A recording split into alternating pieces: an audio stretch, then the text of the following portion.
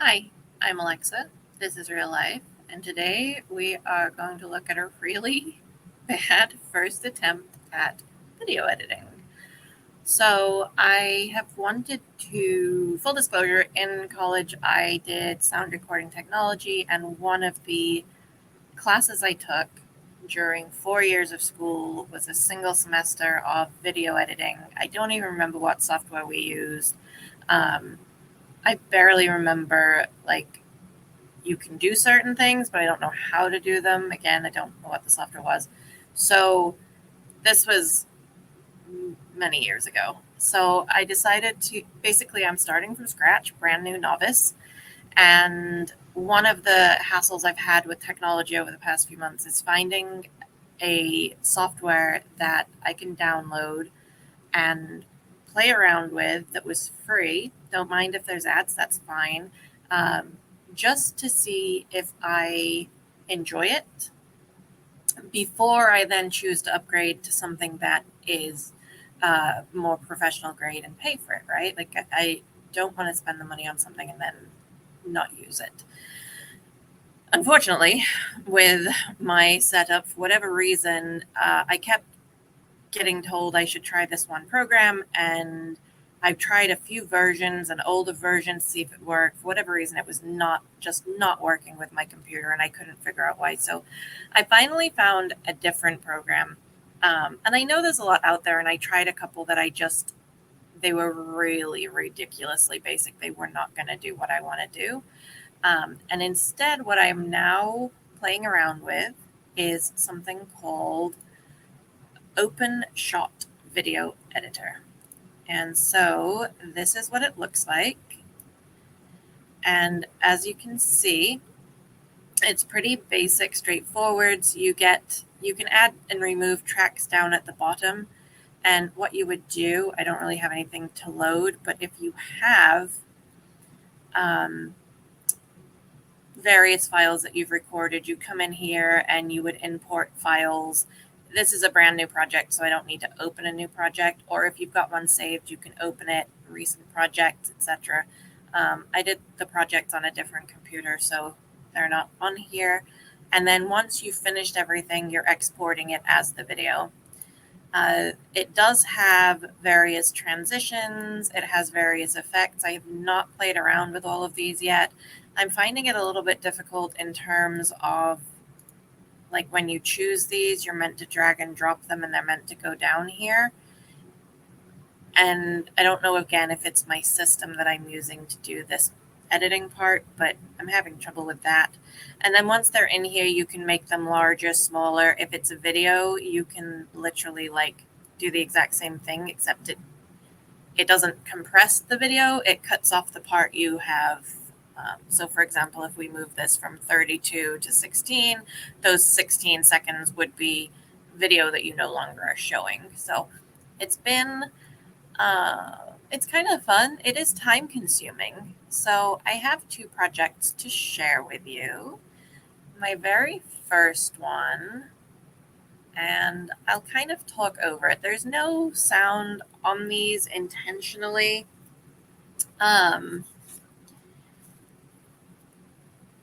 Well, let's just play them. It's kind of embarrassing, but let's go ahead and play this.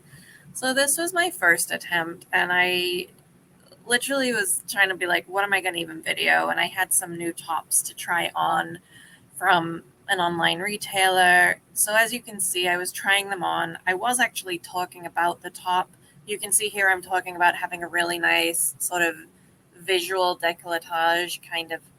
If you're on video with your work, if you do a lot of Zoom calls, a top like this is nice, but if it has anything on the sleeves, or a lot of tops will have stuff at the bottom, you're not going to see it. So I was really trying to find some tops that look a little nicer and more professional in the neck area. This one, you can tell, had the lace. I might have worn this on a video.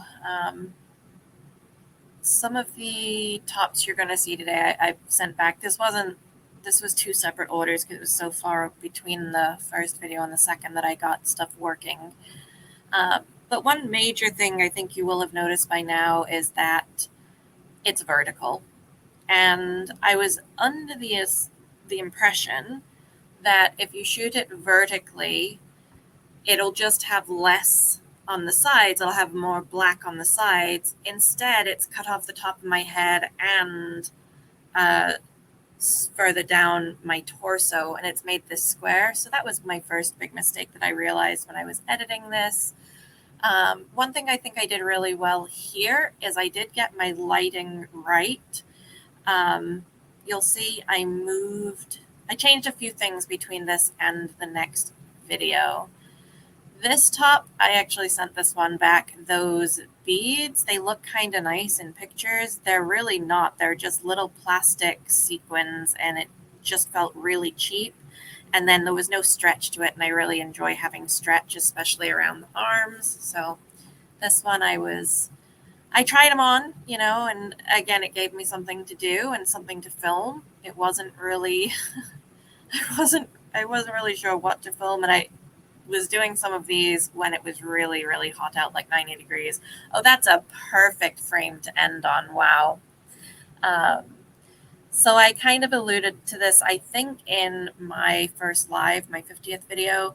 I kind of alluded, like, I was trying to film, and what I noticed is I really wasn't paying attention to my face. I think the next video is going to show more of some of those weird facial expressions. But I also edited a lot down. I wasn't as happy with, well, we'll get to that. So the bad things on that first attempt that I really need to take that lesson and learn is it was vertical. So if I do use my cell phone again, I'm going to have to turn it horizontally. The reason I don't have volume on that one is because it was so low, and I couldn't figure out how to raise it in the video editor. I know there's programs out there. I use VLC Media Player sometimes, and that one you can increase volume to 200% of what the file has, and that allowed me to hear it. But I was like, it doesn't really matter that the content wasn't the point. The content was simply there so I could play around with the actual editing software. So I did get some transitions in there. The lighting was good. The length of each of the clips gave me something to work with. I wasn't rushing through each of the tops. I was really taking my time. Sorry, I don't know why my light just did that, but something must have moved in the background.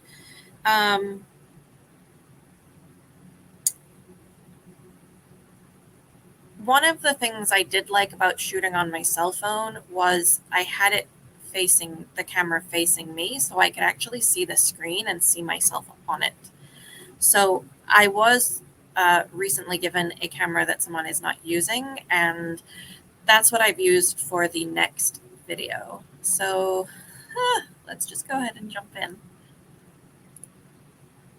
So this is attempt 2. It is a couple months later. I bought some new tops, literally taken them out of the package. You can see the creases, they're still folded.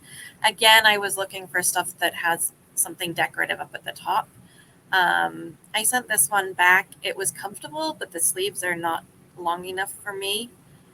And this one and one of the next ones, the way they do the embroidery, those are actually embroidered things on the sleeves. I sent this one back too. I wasn't as happy with the color in person. It's really pale green, and it was a little brighter in the pictures.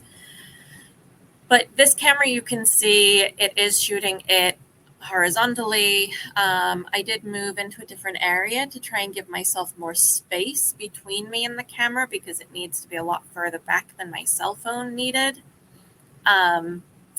That's the other one that has embroidery, and they're using this, like normally you have this sort of really thin sheer fabric that you sort of have it's like a backer on it, and you do your embroidery over it, and then that fabric can come out. They've used a plastic one, and for whatever reason, there's pieces of plastic sticking out and be a little itchy. That was meant to, I don't know where the transition went at the end of this one, but it was meant to fade to black. It did, so I must have just not saved it properly. But I think I got some of the transitions a lot better in between. Let's just wait for one to come up here. It's coming, and then fade out and then fade in. So I was playing around a little better with that. Again, volume, really, it was better on that camera. What is this camera? This is a Kodak Pix Pro. The really weird thing is like you think that if you flip this up, you can like viewfinder through it. It's not. The only way you can see what you're shooting is from the screen. And that was actually one of the reasons the person who gave this to me didn't like it, was they constantly were going like this, and then like you can't do that. In terms of shooting videos, for my purposes, not having the screen on the front is definitely. Look at me removing the wrong view here. I am playing around with StreamYard, with the functions, with the sharing of the different screens and being able to add them. So in terms of like, I've said this channel, like I'm here to learn. I want to learn and grow, and there's things I want to do, and there's topics that I'm going to do that they might be things like this. They might be things like talking about my gardening experiences. I know I did one on industrial organizational or IO psychology. That one was fascinating to me. I'm sure a lot of other people didn't find it fascinating, but I think it is. That is what this is for. This is me showing people like starting new is fine. Being a novice is fine. Learning new things, you're going to have wins. You're going to have failures or lessons. So really for the second one, the lighting was a lot worse. I did not move my ring light in there. As I was looking at the little screen on the back of the camera, it looked okay. And then when I was editing it, I really realized it was quite dark, lots of shadows on my face. So lighting, I still need to take care of that. I was too fast. So I shot 7 minutes of video, just straight 7 minutes, 6.5, 7.5 minutes, somewhere in that range. And in between that, I went off camera, I switched the tops, I walked back on. And then I felt like I spent a lot of time on each top, but I didn't, because for the first 10, 15 seconds, for example, this top has a little flap that you know, I would be fixing that if this isn't one of the tops, but I would be pulling the sleeves down. I was doing a lot of this, my face pulling it down, really not being aware of me and what was actually being filmed, just thinking if I film all of this, I'll have more than enough to edit it down. In reality, the first video was 2.5 minutes, and the second video only was 1:20 because of how far and how much I had to cut out of each of those. So really taking my time, maybe doing more than one take without cutting, like stopping and then start, like not the video, but like me just sort of stopping and resetting and then doing a second sort of redoing it. I think I was thinking about that, and then I also wanted to share a video. I'll leave the link in the description. It's from a channel called Primal Video, and I've watched a few of theirs, but this was called How to Edit Videos, Complete Beginner's Guide to Video Editing. And I found it extremely useful because even though I'd started playing around with the OpenShot video editor, they gave this tip of keep the camera running and do multiple takes. And then when you edit the video, you know the end of the video is after your favorite take. So you literally start at the end of the video, cut it back to where you want it. You know, if you have extra time at the end, you cut it down, and then you roll back to where you want it to start, and everything prior to that you can cut. And so just something as simple as that tip was like, oh my gosh, that makes so much sense to me. I can now use that. And that's what I did use in the second one. And I went so much faster in editing that together. So I will leave that link. But doing multiple takes is going to be something that's important. Taking more video than you think you need is going to be important, like way more video than you think you need. I do want to...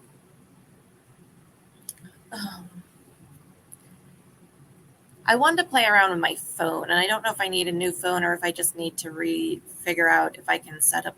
So I have an external chip and I need to set it up as internal. And for whatever reason, when I bought it, it wouldn't let me. So I don't know if I just messed up the first time I put it in or what. But I need to figure out if I can figure out my phone so I can take longer videos on there, because I run out of space very quickly. And if I can figure that out, I can use my phone, because the video quality, if we go back to this one, I mean, the video quality of this is sharp, it's clean. I was able to adjust the lighting. I think the white background definitely helps versus the purple curtains I was in front of in the second one.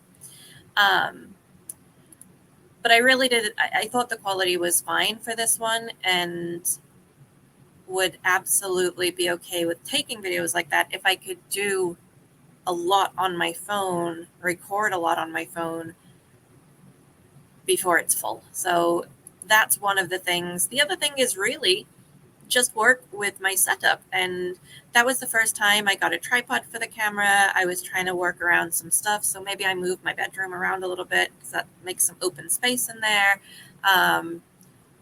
The open space I have wasn't in alignment with the curtains. So it was like trying to get the tripod in a position that framed the curtains. Didn't see some of the stuff I have on the sides, my clothing shelves and stuff. Just really taking that next step of increasing that quality of the pre-production versus the dealing with something in editing, right? Like, so making sure you have it right the first time. The horizontal was great. I really did like that it was that way. I know in the second video, just because you really can't see yourself on camera. So when I was adjusting the tilt, I did cut off my head. And again, it does need to be moved back another maybe foot or so from where I was. But I think overall, I had a lot of lessons. And I think they're good lessons that, you know, people say just pick up a camera and do it, and then you'll learn as you go. True. But you can also potentially learn some lessons from other people who give you some tips like this of what to look for. So yeah, definitely film a lot more. If I'm on camera, I need to do more takes, and I need to act a little more, because like I was just being completely, that's just me. Like I was not doing it for the camera. I was just like, I would be like looking at the embroidery on the sleeves, and that's not, it's not going to come across as engaging, or at least to me when I was watching it back, it didn't. So act a little bit better, like be conscious of where the camera is, and as if I'm talking to someone versus it's a camera and it's static, maybe pretend it's my friend. Like, I don't know. It's just do something and try a few different things. I know I said the lighting before. I have this ring light. If I turn it this way, you might be able, I don't know if it'll just, it's a ring light. It's great. It's super bright. And I did use that for the first video. So something like that could be very beneficial. And then the part that I really just ran out of time today is to find sound. So that same YouTube channel, Primal Video, they had a whole playlist for new editors, and they gave a few different, they gave a rundown of a few different places you can get copyright-free music to use. YouTube does have a library, and I was in there a little bit, but then I got to the point where I was like, I'm going to get this video out today. The sound effects, those are all things I can discuss potentially in a future video. And it's just exciting, and it's embarrassing to show. Like, my first two attempts are super poor. These are not like high quality productions, but to me, doing them, that's where the learning is. And showing them, I hope that other people will realize it's okay. Like, we all get I get very nervous when I'm brand new at something and I'm not good at it, especially if it's like directly after something that I'm really good at. There are things that I'm very good at. There's things that I know I can do, and that I'm going to go in there and just blow it out of the park, right? Like, that's all of us have something in our lives that we're good at and we're confident at, and we don't feel fear when we go do it. New stuff outside of our comfort zone, as humans, we tend to not be as excited about those things. And I have said this is the Real Life Alexa channel because this is my real life, and this really is the reality of me trying to learn this. So hopefully by sharing that, I do give someone else, I don't know, maybe just a little bit of courage to try something themselves. You don't even have to share yours publicly, but just know it's okay to be new at something. Maybe you used to be good at something you haven't done in a while. Pick that back up. I know I just got a comment on a previous video and I'll reply to that directly, but definitely if there's something that you used to enjoy and you got out of it, like, go back to it. At the end of the day, you're doing it for yourself, and if you're enjoying it, like, it's worth it. You're not hurting anyone, right? This is not really hurting anyone. I'm not out there, attacking people or anything. Like, I'm just sitting here doing what I do for myself to enjoy it. And yeah, I want to encourage other people to do that too. All right. This is a little bit longer than my normal videos, but hopefully there is something that can help others. If you made it this far, thank you. Like, subscribe, drop a comment, and as always, be kind to yourself.